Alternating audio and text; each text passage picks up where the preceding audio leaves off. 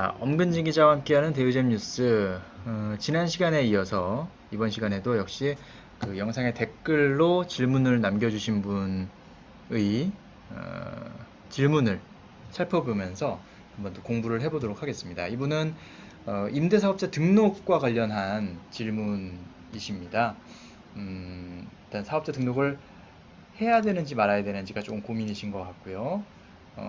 대출을 받으려니 사업자 등록이 있어야 되는데 또 이자가 달라서 고민이다 라는 말씀이십니다. 그러면 일단은 대출을 받으려면 사업자 등록이 있어야 되는데 또 사업자 대출은 좀 이자가 조금 더 높아서 그런 부담이 좀 커질 수 있는 그런 부분들이 좀 고민이 있으신 것 같고, 그렇다면 사업자 등록을 통해서 어떤 좀 메리트가 있는지 이런 부분들을 살펴보면 좀 결정하시는 데 도움이 되실 것 같다는 생각이 듭니다.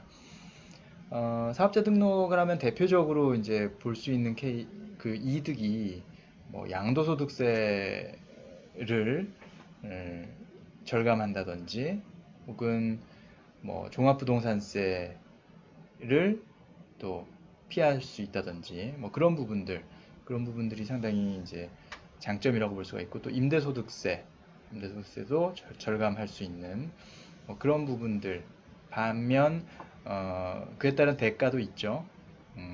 장기로 의무 임대 기간이 있다는 거, 그러니까 그 기간 안에는 처분하기가 좀 쉽지 않다는 거.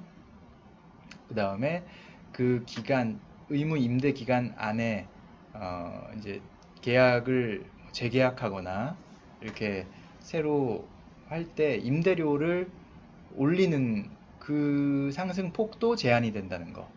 이제 그런 것들을 감안을 하시고 결정을 하셔야 되는 문제가 있습니다. 일단 이분은 1가구 1주택이고 8월에 7억대 다가구 주택을 구매하셨다. 이 케이스입니다. 자, 이 케이스에서 어떤 부분을 살펴볼 수 있을까? 임대 등록을 하면 뭐가 유리해질까? 자, 그 양도세 같은 경우는 어차피 양도세면 어차피 이분은 1주택자이기 때문에 그리고 7억대 현재 7억이죠. 물론 이제 나중에 어떻게 될지 모르지만 현재 7억이기 때문에 이분은 양도소득세에 대한 걱정이 일단은 지금은 없어요. 그러니까 팔 때 만약에 9억에 처분한다 나중에, 그러면 2억이라는 양도 차익이 생기지만 9억까지는 1주택자에 대해서는 지금 양도소득세를 매기지 않기 때문에 이분은 2억이라는 양도 차익을 고스란히 취할 수 있습니다. 그런데 이제 뭐 10억에 팔았다 그러면 이제 그 9억까지는 면제가 되고 넘는 1억 원, 그 양도 차익 1억에 대해서는 뭐 계산에 의해서 양도세를 물게 되지만 어쨌든 9억까지는 1주택자 신분에서는 양도소득세가 나오지 않기 때문에 그런 부분들에서는 이분은 뭐 사업자 등록을 한다고 해서 양도소득세 측면에서는 아주 크게 뭐 득을 보는 상황은 아니다 라고 볼 수가 있겠고요. 자, 종부세 같은 경우도 이분이 이제 시가 7억 원이지 않습니까? 7억에 샀으니까 종부세는 이제 공시가격을 기준으로 이제 하고 있고요. 1주택자는 9억 원까지, 그 이상은 이제 6억 원, 원래는 6억 원인데 이제 1주택자는 9억 원까지는 물리지 않죠. 근데 시가 기준으로 7억 원 한 채다. 그럼 공시가격은 더 낮을 거거든요. 그렇기 때문에 이 부분은 일단 종합부동산세에서도 좀 자유롭습니다. 상관없다는 뜻이죠. 그러니까 임대사업자 등록을 안 해도 종부세 이슈에서 벗어나고 양도소득세 이슈에서도 크게 걱정이 없다. 다만 이분이 사업자 등록을 하면 임대소득세를 조금 깎아서 낼 수 있다. 이런 부분들은 이제 이분 케이스에서는 이제 뭐 받을 수 있는 혜택이라고 볼 수가 있겠죠. 그죠? 이거 말고는 별로 특별한 게 없다 라고 볼 수 있죠. 그러면 지금 이제 임대사업자 등록을 그동안에 이제 안 하셨던 분들은 이걸 사업자 등록을 하면 이 소득이 신고가 되는 바람에 안 내도 될 임대소득세를 내야 되니까 그게 또 싫어서 안 하셨던 분들 계시거든요. 근데 이제 정부에서는 앞으로는 임대사업자 등록을 안 해도 세무당국에서 다 파악할 수가 있다. 집을 지금 어떻게 임대하고 있는지, 그리고 임대 소득이 어느 정도 되는지를 다 파악할 수가 있고, 과거에는 이제 그 임대소득이 연 2천만 원이 안 되시는 분들한테는 과세를 하지 않았지만, 이제 올해부터는 과세를 하거든요. 그게 이제 내년 5월에 종합소득세를 낼 때 부과가 됩니다. 그러니까 올해는 그게 실제 돈을 내는 기간은 아니에요. 근데 올해 2019년 한 해 동안 임대소득에 대해서 2020년 5월에 정산을 하게 됩니다. 근데 그 전까지는 임대사업자 등록을 한 사람에 대해서 이제 소득이 파악되니까 그 사람한테 물렸지만 앞으로는 임대사업자 등록을 안 해도 세무당국이 다 알아서 임대소득에 대해서 과세를 하겠다라고 한 상황이기 때문에 그런 면에서 봤을 때는 임대소득세는 어쨌든 이젠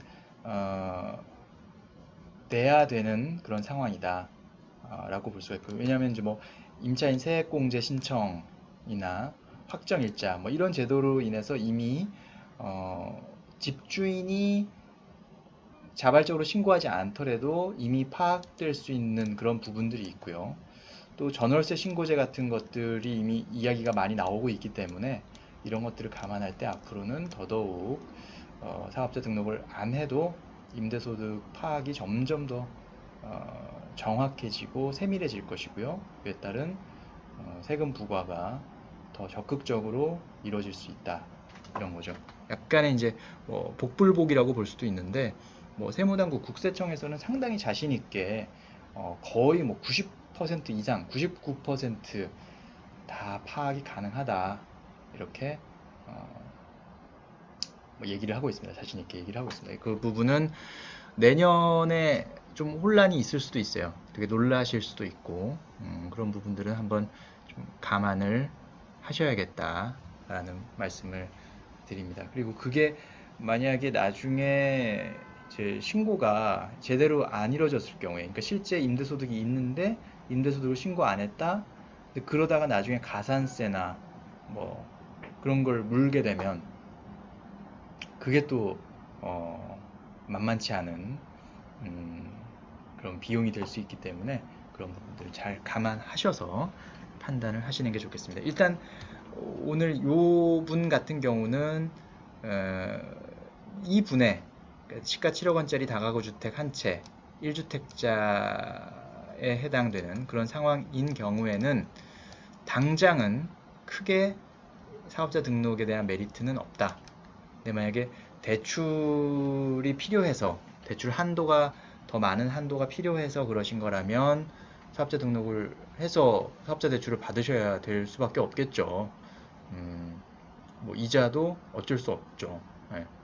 그거는 이제 그 자금 사정에 따라서 선택하셔야 될 문제고, 만약에 세금 혜택에 대한 문제라면 임대사업자 등록을 통해서 이분이 조금 기대할 수 있는 혜택은 조금 제한적이다. 어차피 종부세나 양도세는 이분한테는 큰 부담이 되는 상황이 아니다. 이기 때문에 그런 이유에서 설명을 드립니다. 자, 엄근진 기자와 함께하는 대유잼 뉴스. 오늘은 임대사업자 등록 관련한 상황들 살펴봤습니다. 감사합니다.